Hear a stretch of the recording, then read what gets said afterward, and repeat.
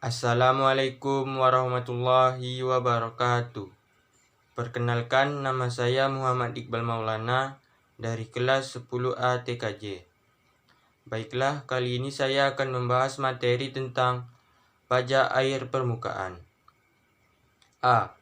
Pengertian pajak air permukaan.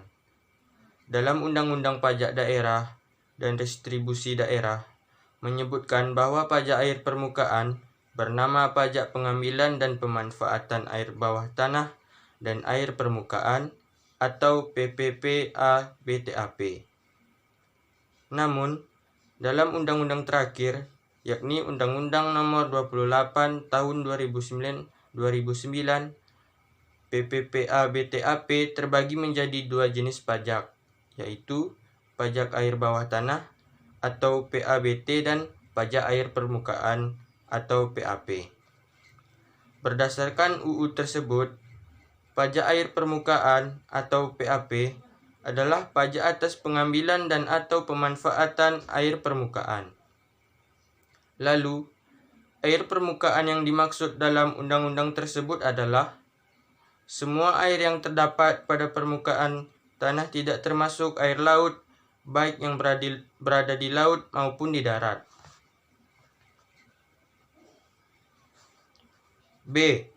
Objek dan subjek pajak air permukaan. Pada pasal 21, objek dari pajak air permukaan atau PAP ini adalah pengambilan dan atau pemanfaatan air permukaan.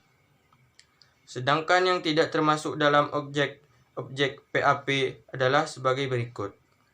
Yang pertama, pengambilan dan atau pemanfaatan air permukaan untuk keperluan dasar rumah tangga, pengairan pertanian dan perikanan rakyat dengan tetap memberikan kelestarian lingkungan dan peraturan perundang-undangan. Yang kedua, pengambilan dan atau air permukaan lainnya yang ditetapkan dalam peraturan daerah. Lalu, pada pasal 22, subjek PAP adalah orang pribadi atau badan yang dapat melakukan pengambilan atau pemanfaatan air permukaan. Wajib pajak PAP sendiri adalah orang pribadi atau badan yang melakukan pengambilan dan atau pemanfaatan air permukaan. C. Kelompok pengguna air permukaan. Dalam Peraturan Menteri Pekerjaan Umum dan Perumahan Rakyat Republik Indonesia Nomor 15/PRT-M/2017 tentang cara penghitungan besaran nilai perolehan air permukaan. Pada pasal 7 disebutkan bahwa pengguna air permukaan dilihat dari jenis kegiatan atau kegiatan usaha yang dilakukan, di antaranya 1. Sosial, 2. Perusahaan non-niaga, 3. Niaga dan perdagangan atau jasa, 4. Industri atau penunjang produksi, 5. Pertanian termasuk perkebunan, peternakan dan perikanan, 6. Tenaga listrik atau PLTA, dan 7. Pertambangan. D. Penentuan nilai perolehan air permukaan. Berdasarkan pasal 23, dasar pengenaan PAP adalah nilai perolehan air permukaan atau NPAP. NPAP sendiri diperoleh dengan mempertimbangkan sebagian atau seluruh faktor berikut ini, yaitu yang pertama, jenis sumber air, yang kedua, lokasi sumber air, yang ketiga, tujuan pengambilan dan atau pemanfaatan air, yang keempat, volume air yang diambil dan atau dimanfaatkan, yang kelima, kualitas air, dan yang keenam, luas area tempat pengambilan dan atau pemanfaatan air, yang ketujuh, tingkat kerusakan lingkungan yang diakibatkan oleh pengambilan dan atau pemanfaatan air, dan yang terakhir, musim pengambilan dan atau pemanfaatan air permukaan. E. Jenis usaha dikenakan pajak air permukaan.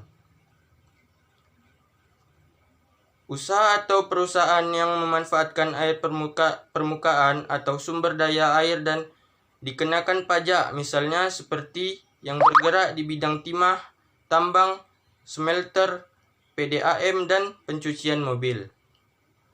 Sedangkan untuk mandi, cuci, dan kebutuhan rumah tangga tidak termasuk usaha yang dikenakan pajak air permukaan. F. Rumus perhitungan pajak air permukaan. Tarif pajak air permukaan atau PAP ditetapkan paling tinggi sebesar 10%. Rumus perhitungan pajak air permukaan atau PAP. Tarif dikali nilai perolehan air dikali volume air yang dihitung. G. Contoh perhitungan pajak air permukaan.